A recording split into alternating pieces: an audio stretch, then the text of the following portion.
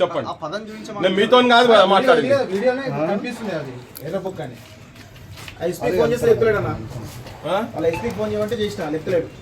అన్నా పోలీసు వాళ్ళు తీసుకొచ్చిన జీబు కూడా ఓపెన్ జీబు అన్న. పోతాంటే తప్పించుకునే ఆ కార్లోకి వెళ్ళి తప్పించుకునే ప్రయత్నం చేసి ఎన్కౌంటర్ చేసిన ఓపెన్ జీప్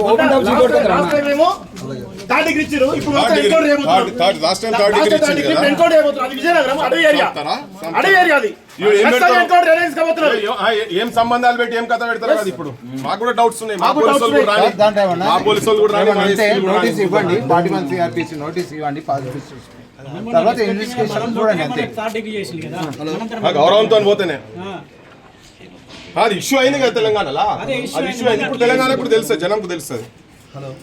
కూర్చుంటది. మొన్న ఉట్టిగా మాట్లాడినాం, తెలంగాణ మొత్తం రగిలిస్తాం చూడు. మరి దొంగ కేసులు పెట్టొద్దు, నిజమైన కేసులు పెడితే తీసుకోపోమని చెప్పి ఏం లేదు. అలా మాట్లాడిన మాట ఒకటి, పెడుతున్న కేసు ఒకటి, నీకు FIR పంపించినా చూడు. మాట్లాడమని చెప్పు, లేకపోతే మాత్రం గడబడవుతుంది. ఉన్నది ఉన్నట్టు చెప్తున్నా నేను. నువ్వు మాట్లాడి ఇప్పుడు నువ్వు వస్తావా వాడికి రాండి, మీరు ఎవరికి చెప్పుకుంటారో చెప్పుకోర్రి. ఇది గలత్. ఇది రేవంత్ చేస్తున్నది చాలా. నేను మొన్నటిదాకా బూట్లు సాక్షుల వాసన అన్నాడు కదా, ఇప్పుడు ఆడు సిట్టుకుపోతే కూడా తిరుగుతున్నట్టు అనిపిస్తుంది నాకైతే. ఏంది ఈ లంగా కేసులు, దొంగ కేసులు ఇంకెన్ని రోజులు పెడతారు? తెలంగాణ వచ్చిన తర్వాత కూడా భరించాలి ఇక్కడ వాళ్ళు. ఏం మజాక్ బా ఇది? మళ్ళీ రుబాబ్ అయినా ఆడ నిలబడితే ఈ ఇంట్లోకి వచ్చి రుబాబ్ చేస్తున్నారు పోలీసు వాళ్ళు. మమ్మల్ని కూడా వేసుకోపోతారా? తీసుకోపోయి మేము కూడా వస్తాంపా. చలో చూద్దాం ఇక తెలంగాణ ఏం జరుగుతుందో తెలంగాణలో చూద్దాంపా. మేము కూడా వస్తాంపా. ఏడు తీసుకుపోతారు చలో. ఆయన అన్న మాట కనుక మీరు రికార్డు చూపియండి, రమ్మని లోకల్ పోలీసు కూడా ఎవరు వస్తారు రాండి, మమ్మల్ని కూడా తీసుకుపోయి లోపల పెట్టింది. ఒకవేళ మాట తన మాట్లాడిన మాట తప్పు మాట అయితే మేము ఏడికెళ్ళి వెళ్ళిపోతాం. దొంగ కేసులు, ఫ్యాబ్రికేటెడ్ కేసులు పెట్టి మీరు తెలంగాణ జర్నలిస్టులను తొక్కుదామంటే మాత్రం నడవదు. బరాబర్ చెప్తున్నాం. వస్తున్నావు బాస్ నువ్వు వీడికి? అరేరా ఏం తమాషాలు ఇవన్నీ చెప్పు, ఫోన్ చేసి చెప్పు. ఇప్పుడు మాట్లాడు. ఆ డీజీపీతో మాట్లాడతారా, ఎవరితో మాట్లాడతారో మాట్లాడు, రేవంత్తో మాట్లాడతారా మాట్లాడు. ఏంది దిల్లగే? ఏం మజాక్ ఇది? తెలంగాణ వచ్చిన తర్వాత తెలంగాణ జర్నలిస్టులకు ఎవరికి ఏంది? వాడు మొన్న వచ్చి పోలీసు వాడు వచ్చి తీసుకుపోయి 3rd degree టార్చర్ చేస్తాడు. అంతా మగోళ్ళ మొత్తం. ఇక ఇదే పోలీసు రాజ్యమా? ఇక మొన్న ఆ పని చేస్తారు. తెలంగాణ మొత్తం చెప్పినాం కదా. ఇప్పుడు మొత్తం ఇక్కడికి మొత్తం తెలంగాణ అంతా ఇప్పుడు కూడా తెలుస్తుంది. ఇక ఈయన సంగతి ఏంది, ఈయన కథ ఏంది, ఈయన చేస్తున్నది ఏంది అని. ఎవరికి ముఖ్యమంత్రి, ఎవడేస్తే ముఖ్యమంత్రి అండి? ఈయనే చంద్రబాబు అపాయింటెడ్ మనిషి ఆయనే. కాంగ్రెస్ ప్రభుత్వం ఏంది? మాట్లాడు బాయ్, మాట్లాడు. మేమైతే వదిలేదు. నువ్వు కూడా వచ్చి నిలబడతా అలాగే చూస్తాయి. నేను రా. మొన్న దొంగ కేసులో తీసుకోపోతే 3rd degree టార్చర్ చేసిండు మొన్ననే. ఇది తెలంగాణలో కూడా ఇష్యూ జరిగింది. ఎబిఎస్ కార్పస్ పిటిషన్ వేసిన తర్వాత తన దొరకబట్టి మళ్ళీ బయటికి తీసుకొచ్చిండ్రు. ఇది మాకు ఆల్రెడీ ఒక అనుభవం తన మీద దొంగ కేసుతో జరిగింది. ఇంకొక దొంగ కేసు పెట్టి మళ్ళీ ఒక జర్నలిస్ట్ ఇక్కడికి వెళ్ళి తీసుకుపోయి మీరు ఏం చేస్తారో తెలియదు. ఆయన పోయి తీసుకుపోయేటప్పుడు ఆయన ఇంట్లో తుపాకీ దొరికిందంటాడో, బాంబు దొరికిందంటాడో మాకు ఎరకలే కదా. మీరు సంపద బాధ్యత ఏంది? మాకు ఆ పదం అన్నడా లేదా చూపింది అంతనే. ఎక్కడుందో మీరు చూపించండి. మేము వెళ్ళిపోతాం. మాకు అవసరం కూడా ఓపెన్ ఫేక్ ఎఫ్ఐఆర్ ఇంతమంది ఉన్నారు, ఆడవాళ్ళు మొగలు అంతమంది చూస్తున్నారు కదా.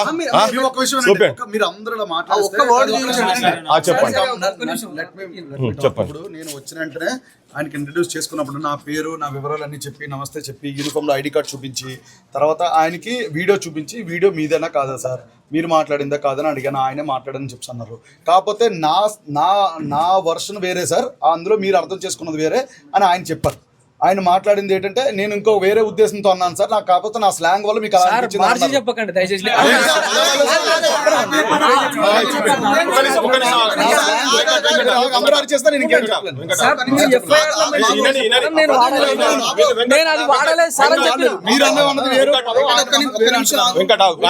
అందరు ఇంటర్ కదా.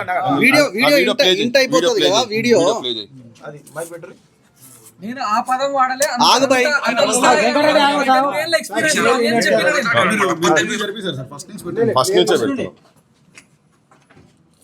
హాయ్ నమస్తే, వెల్కమ్ టు KVR TV. నేను మీ కేవీ రెడ్డి.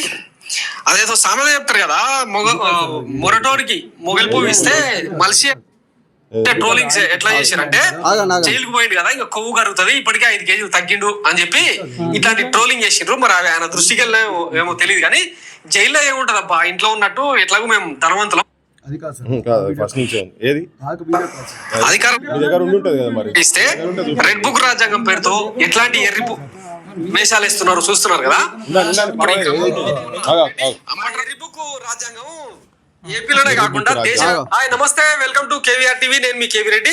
మన ఎర్రి బుక్ రాజ్యాంగం ఏపీలోనే కాకుండా దేశవ్యాప్తంగా ఎంతటి అపస్పాలైతే చూస్తా ఉన్నారు కదా. నిన్న సార్ అదే సార్ ఇప్పుడు మీరు ఛాలెంజ్ చేశారు అనుకోండి సార్.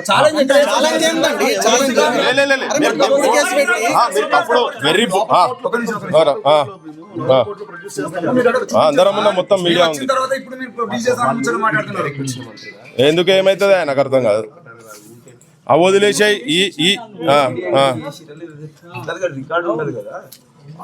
ఎర్రి బుక్ రాజ్యాంగం అని అందరికీ వాడుతుంది.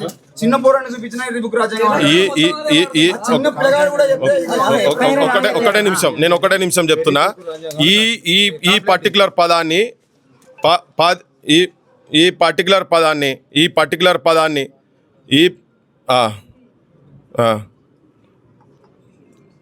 నువ్వు ఇడికి రా, తెలుస్తుంది కదా అన్న. ఇగో ఎఫ్ఐఆర్ పంపించినాం మీకు. ఎఫ్ఐఆర్లో నువ్వు వేరేది ఏమన్నా పెట్టుకొని నేనేమన్నా నేను చెప్పేది అంటే వేరేది ఏమన్నా పెట్టని. ఈ పర్టికులర్ ఎఫ్ఐఆర్లో అరే ఎఫ్ఐఆర్లు ఏమున్నది అక్కడ పెట్టేది ఏంది?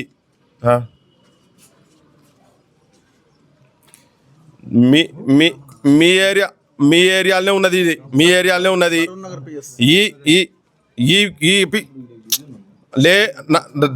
దాంతో దేంతో సంబంధం లేదు. ఈ కేసు గురించి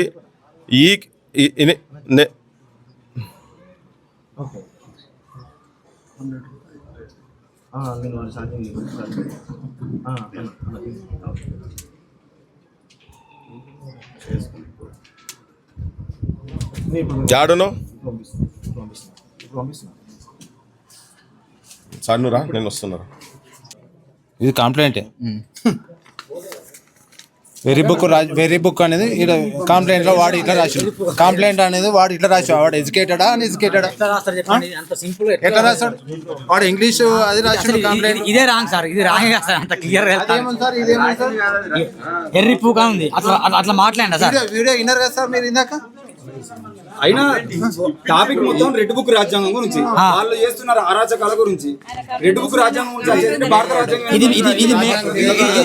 ఇది కష్టం తప్పే. ఇది 100% తప్పు. ఆ మాట్లాడలే మళ్ళీ తెలంగాణ ఆంధ్ర వైరం అవుతుంది. ఇది ప్రాబ్లం అవుతుంది సార్. ఇది రాజ్యాంగం ఒకటే ఉన్నది మాకు తెలుసు, కానీ ఆంధ్రప్రదేశ్ లో రెడ్ బుక్ రాజ్యాంగం ఉన్నాయి కదా. నారా లోకేష్ ప్రకటించింది కదా ఆ లిస్ట్ లో ఉన్నాయి పేర్లు అని.